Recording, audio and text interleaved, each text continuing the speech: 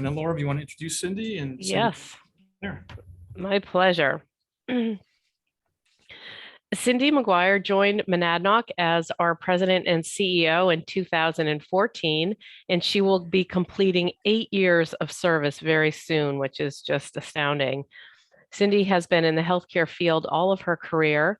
She has a Master's of Science degree in Healthcare Administration from Sage Graduate School in Troy, New York.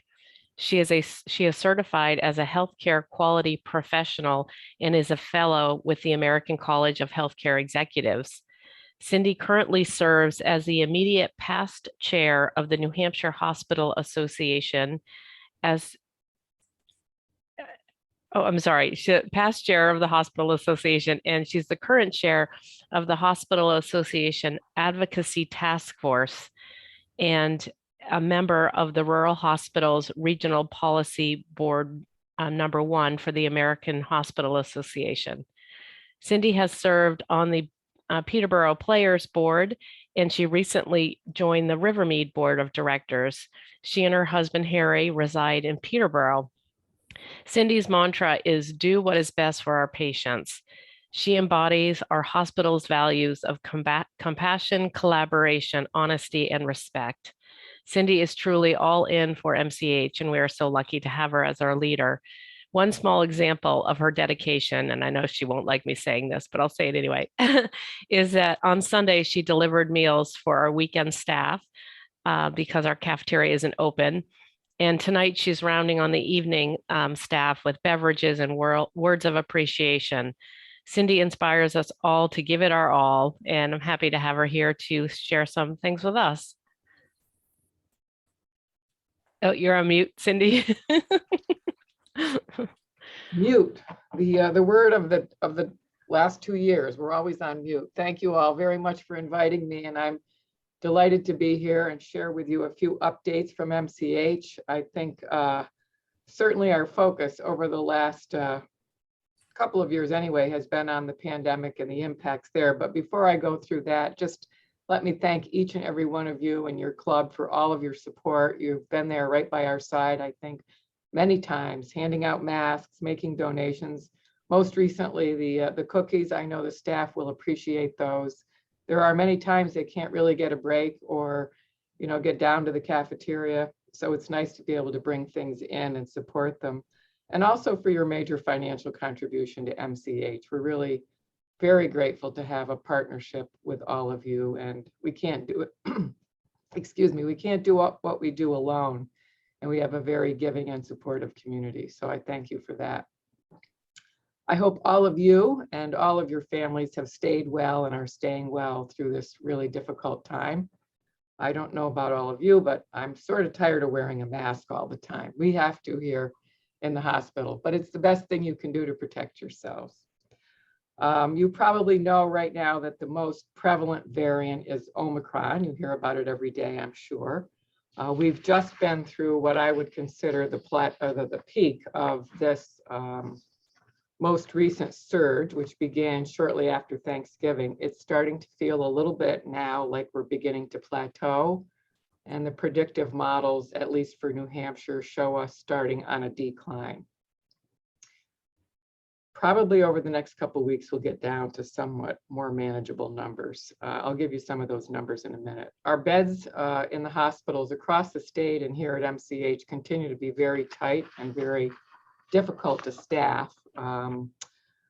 We have about 479 inpatients right now in the state in hospital beds, and about 150 of those have recovered, or what we're calling recovered, but they're still in hospital beds, and so they take up space. But people are no longer active with COVID. However, they have a long journey, many of the ones that are inpatients, to recover. The rehab and skilled nursing units and places where patients could be discharged to are also full, and so there's a lot of backup in the healthcare system across the continuum.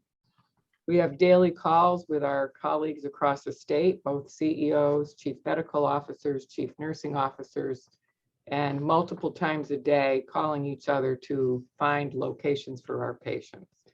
And I'm sharing this with you because it does result in some backup, I think, in the ED at times and in access to care for all of our community. Our positivity rate right now in New Hampshire, which is new cases that have been tested and reported, is 14.8 at a state number. And here in our region, it's 15.9. So we're a little bit higher than the state in our region with positive COVID transmission. And that's down from just about 2 weeks ago of where we were at 24.9%, just to give you some sense of the scope. Average daily new cases reported in early January were around 3,600. And right now we're seeing about 1,700 average daily new cases, just to give you a sense. Our highest number of hospitalizations was almost 570, just to give you that sense. And now we're down around 479. But again, people have recovered. They just are not in a situation where they can yet go home. So about 70 to 80% of the patients being admitted have been unvaccinated, though we are seeing some breakthrough COVID. In fact, some of our staff have developed COVID and many of them have been fully vaccinated and boosted, but they generally have not ended up being hospitalized. So just as a reminder, MCH, unlike in the early days of the pandemic, we did not shut down any services per se. You might recall that in the 2020 timeframe, we did limit elective surgery and closed a number of our practices. Though there are times, days of the week where we've had to limit certain services. For example, in January in the Jaffrey Ringe community, we temporarily consolidated the Jaffrey Ringe practices because we were very short-staffed and we didn't have enough staff to cover phones and access at each location. And so we scrambled to get our phones transitioned and moved all of the staff and the providers and doctors together in Jaffrey. So everyone is there at the moment. We don't plan to keep it that way, but we are at least able to manage that process. We have been short-staffed since the beginning of the pandemic. We've functioned at about 85 less staff than we had prior. That is true across healthcare in our country. Many people have left healthcare and it is causing a significant problem for hospitals, particularly, like many other businesses in our community, very hard to find staff. We've been challenged to keep all of our 25 inpatient beds open, for example. On our med-surg unit, we can have up to 19 inpatients or 20 inpatients. And for quite a period of time, we were capped at 12. We have had times when we could get up to 19 patients for a couple of weeks at a time, but we're back down to 15 right now. So that does cause some delays. That is true in our colleague hospitals as well. Units have been closed due to lack of staffing, predominantly nursing, but also medical assistants and LNAs, licensed nursing assistants. We have seen shortages of environmental services staff and dietary support. So it's all hands on deck at MCH every day. We huddle every morning and determine where the needs are and then deploy folks out throughout. Every department has a contingency plan in place so that if there is a need to make a change, we know what our next steps will be for that. We have continued to restrict our visitor policy because the state is considered in high or substantial transmission. We're looking at that now. Some hospitals are considering opening up to allow at least one visitor, both on the inpatient side and on the outpatient side. And I know that's been a terrible disservice to our patients because we do count on your eyes and ears as an aid with patients when you're bringing family members in. So hopefully we can begin to unravel some of this now that we're starting on the downward trend. We did update our quarantine policy for staff that have been exposed so that they can return to work if they have no symptoms after 5 days of isolation. We had as high as 35 employees out at any one time, and that was 2 weeks ago due to COVID exposure, COVID symptoms, and positive testing. We have also restricted all gatherings at our organization outside folks coming in, meetings on campus, including meetings with the team here at the hospital. We spend a fair amount of our day on Zoom, having our meetings and doing our work. I think there is some hope on the horizon with some of the new treatments that are coming out. There is an outpatient oral drug called Paxlovid that is available. There are small numbers of doses of that coming into the state, and those are being dispensed by the state to each hospital. So that is something you can ask your clinicians about, encourage people to call their clinicians. It's a 5-day treatment. There are some interactions with other drugs that we're on, so the doctor has to evaluate which you're on. And we have a new infusion called sotrivimab. I know you don't really need to know all the names, but that's the latest infusion. Prior, the Regeneron was used for the Delta variant, but is not effective on the Omicron variant. So we have a number of infusions of that drug that we're providing, and we're working on an outpatient infusion system for the remdesivir, which is currently only being given on an inpatient basis. But all of these are promising, and I think that we have seen those help keep patients home and out of the hospital and from reaching that critical level of illness. I think boosters, we have not mandated the boosters at MCH. We are tracking who has received a booster, and we're encouraging our staff to get boosters. We've been holding employee forums and educating the team about the benefits of the booster.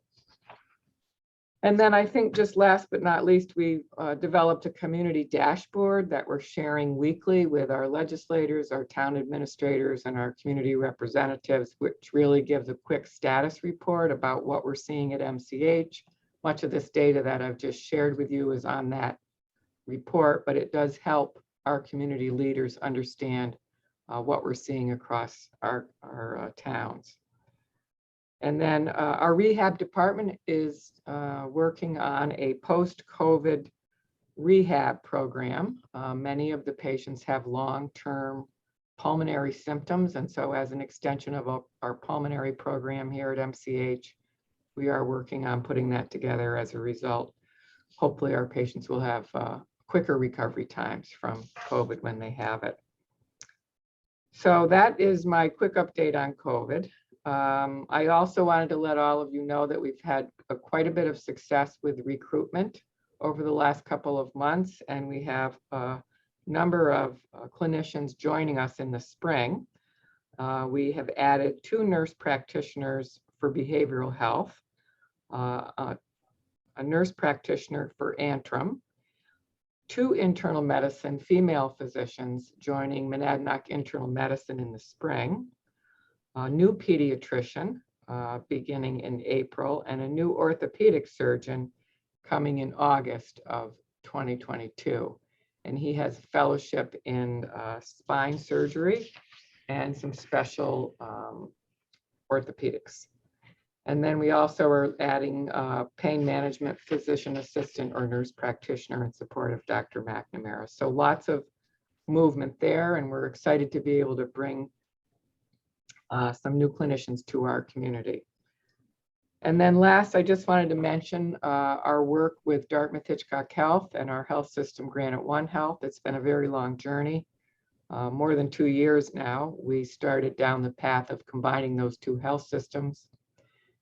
We did receive approval from the Federal Trade Commission almost a year ago, and we've been navigating our way through the state regulatory process, which I believe we are finally at the point now where we have agreement and we'll be able to move forward. So we're drafting the agreements for the state and planning on closing in the next few months officially, but we've begun the work of how we will integrate our teams and our services. Right now, the focus has been on supply chain, which has been a huge challenge, but medical supplies, pharmaceuticals, also on our IT, information technology systems, our electronic health record, and our laboratory services. So that's a quick update, and I am happy to answer questions from anyone, if I can. Cyndee, just a quick question on the, I thought I heard on the radio yesterday 300 for hospitalizations. Is that number based on your 470 minus the 100, whatever that are in the hospital but not in hospital? Yes. So the hospitalizations, when they report that number at the state, those are active COVID hospitalizations. And there's a 10-day period where you're considered active. But the other 150 or so are still in the hospital, still have recovering from COVID. So they count them as recovering. But they've been consistent on that, so that number is on the same scale as the high of 600 or something. Yes, it's been consistently reported. And I generally tend to include those that are recovering because they're still in the hospital, which means that those beds are not accessible to other patients if needed.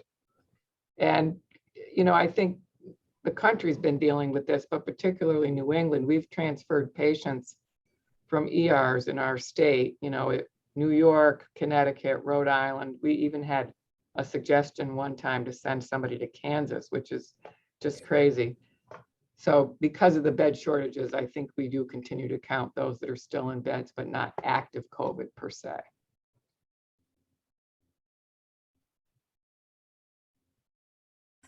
Cyndee.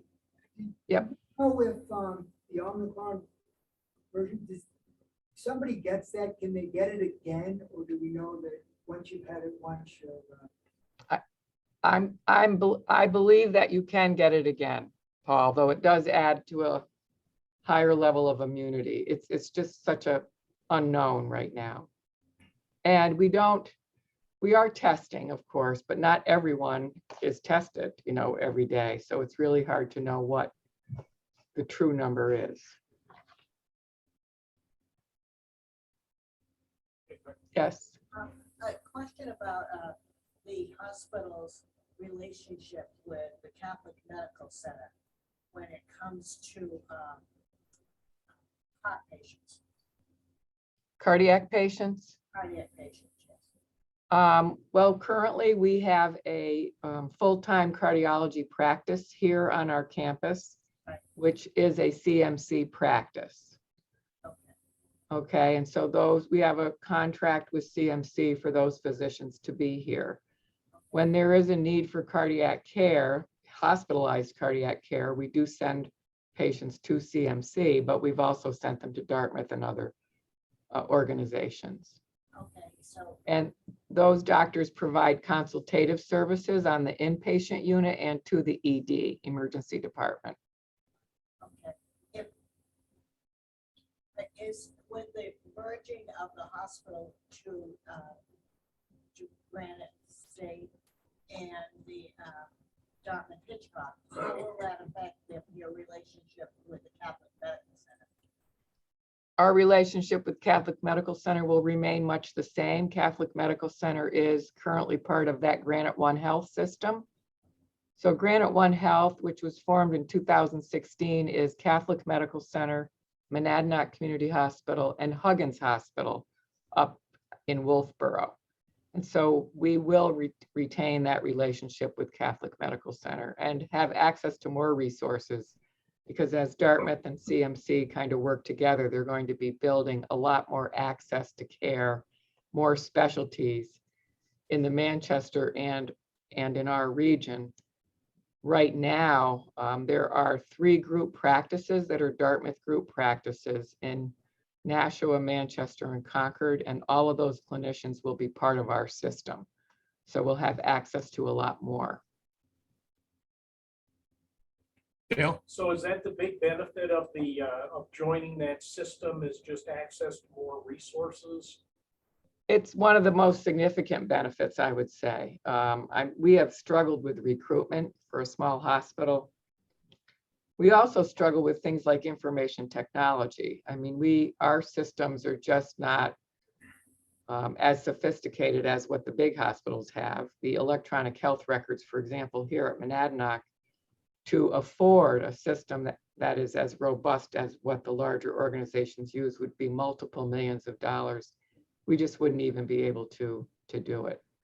And our systems now we have two, an outpatient record and an inpatient record. They are not fully integrated, and it's a challenge for sharing information. We have a small IT department. That's one area that's also been impacted as far as staffing. And we lost 4 key positions there in the last couple of years. And we have to outsource a lot of our work. So you'll get more capability in that arena going to this healthcare. We'll all be system? on the same medical record ultimately. And I don't know if any of you have used the Epic system. Dartmouth currently has it. It's very easy to use as a patient, you know, the patient portal and the patient information. But for example, when the cardiologists are here in their office and their CMC cardiology, they have their own electronic health record that they use. And so we have to manually share that information into our health record with your primary care physician. There's a lot of inefficiency in IT, I think. Rick, did you have a question? Dale asked my question. Okay. Bob, do you have another question? And just on that line of the records, it sounds like you aren't much better than my image of this piecemeal set of public health records for New Hampshire. I try to look and see, has my booster been logged anywhere in the 2 months or whatever, 3 months since I got it? I honestly can't find that it went anywhere yet. I'm still trying to figure out how to at least insert it into the Dartmouth-Hitchcock one. But is there anybody, do you have confidence in any of the records that maybe the healthcare industry can look at that are better than the public records on where is everything? Who's got a boost? Who's been tested? What were the test results? It just feels like there's nobody in charge right now. I would say that's probably true. I'm afraid there was at one time when I first came to New Hampshire and in other states, a state group that was working on a database, you know, that would be core information shared from all systems across the state that everyone could access. I have not heard of any activity on that front in quite a long time. And as far as these vaccines go, I know there's been more than one system that's been used at the state level for scheduling and tracking vaccines. But I will bring that up at our hospital association meeting to see where we are with that. I mean, it's just I don't even know where to find my vaccine. I know when I got it, I gave my information to my primary care physician so that he would have it in my medical record. But yes, it is a great difficulty in the state. Okay. Any other questions? Anybody online? Questions? I don't see any hands. All right, nothing else here. All right. Well, thank you, Cyndee. Thank you very much. Call anytime if you have any questions at all. Please don't hesitate to shoot me an email or give me a call. We'll be happy to answer anything you need. Great. Thank you. Thanks. Thanks. Thank you, Cyndee. Bye-bye. Mm.